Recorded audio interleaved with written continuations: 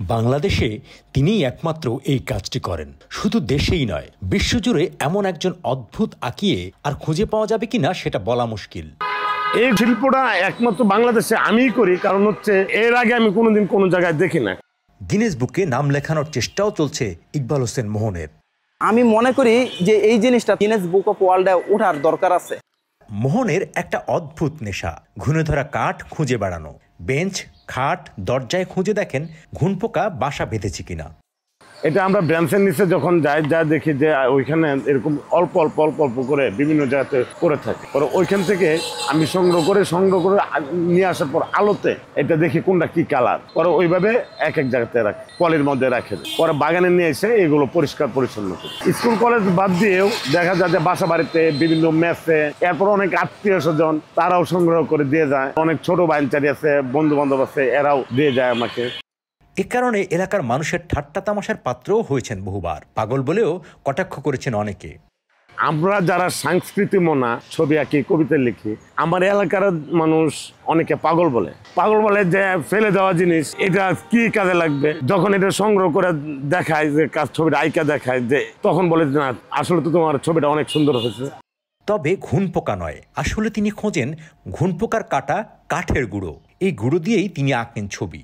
আমি এটা ঘুণে ধরা কাঠের গুঁড়া দিয়ে ছবি আঁকি। ঘুণে ধরা হচ্ছে এটা কাঠ থেকে যে ঘুণ পোকা খায়, সেটার যে একটা ডাস্ট আছে, সেটা দিয়ে আমি ছবিটা আঁকি।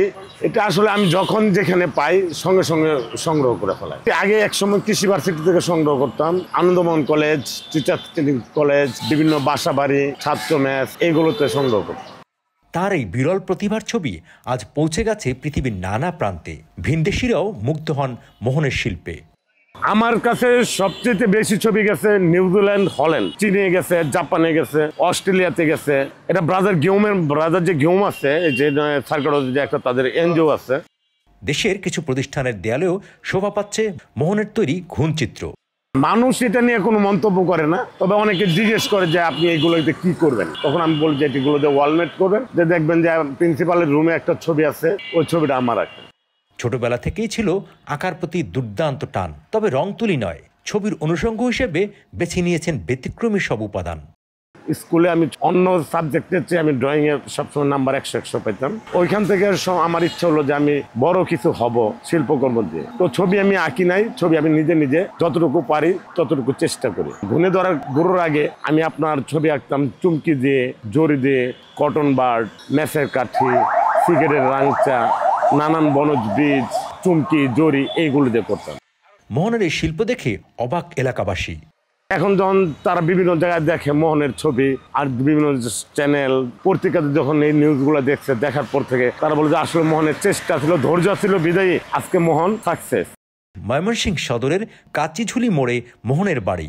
জীবিকার তাগিদে এখন ছবি তৈরির পাশাপাশি তিনি জড়িত আছেন নার্সারি ব্যবসাতেও।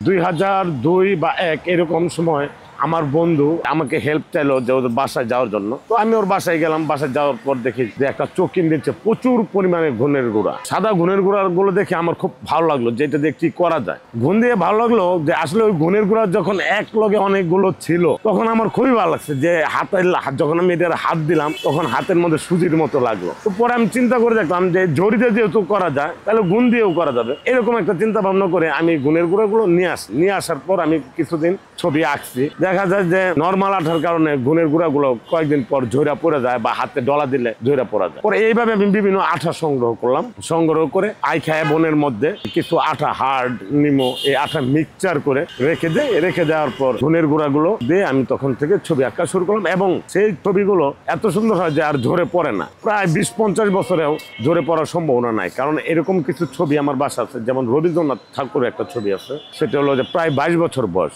এটা প্রায় 22-23 বছর যাবত আমি এই ঘুণের গুঁড়া দিয়ে ছবি আঁকি। আসলে এটা শিখতে আমার বেশিক্ষণ সময় লাগে না, কারণ হচ্ছে আমি যেহেতু আগে দিয়ে এটা পারদর্শী, চুমকি দিয়ে, সিডির বক্সের কাভার দিয়ে যেহেতু আমি করছি, জরি দিয়ে করছি, সেই ক্ষেত্রে আমার সময় বেশি একটা লাগে না। আমি 8ম শ্রেণীর পর্যন্ত পড়াশোনা করছি পুলিশ লাইন স্কুলে। এরপর আর আমি পড়াশোনা করতে পারি না অর্থের অভাবে। এটার উপর আমার একটা কবিতা আছে, এটার উপরও আমি আমার একটা কবিতা লিখছি। দুইটা লাইন হচ্ছে, বনের কলসির মজুরি, স্কুলের বেতন, নিঃসঙ্গ ছাত্র, টিচারের লাঠিচার্জ মনে পড়ে আদৌ, ইঁদুর সবকিছু কেটেছে পকেট, শুধু কাটলো না আমার। গুণ শিল্পীরা হচ্ছে এখন সারা বাংলাদেশে মোটামুটি আপনার প্রত্যেকটা সরকারি প্রতিষ্ঠানে আমার আঁকা ছবি আছে, তাদের মাধ্যমে একটা পরিচিত হয়েছে গুণ শিল্পী। গুণের দানা দানা গুঁড়া, এই গুঁড়াটা দিয়ে সে ছবি বানাইছে। তো আমি এই বিষয়টা খুবই অবাক লাগছে এবং খুবই ইন্টারেস্টিং লাগছে বিষয়টা, যে এই জিনিসটা দিয়েও কি আসলে এত সুন্দর একটা জিনিস ছবি বানানো যায়। এবং আসলে সবচেয়ে কঠিন বিষয় হচ্ছে এই জিনিসটা দিয়ে মানুষের ভাসানো যায় সম্ভব, কারণ ফেসের মধ্যে কয়েক রকম থাকে আর কি, শেড থাকে। এই কি করে সাদা গুণ ব্যবহার করছে, চুলের জায়গায় কালো কাপড় আছে, আবার অন্যদিকে আছে অন্য কালারের গুণ। এই সব কিছু দেখে আমার কাছে খুবই ভালো লাগছে, যার কারণে এই জিনিসটা আমার ভিতরে ক্যাচ করছে এবং তার সাথে ওই সময় থেকে আমার সাথে খুব ভালো একটা সম্পর্ক তৈরি হয়।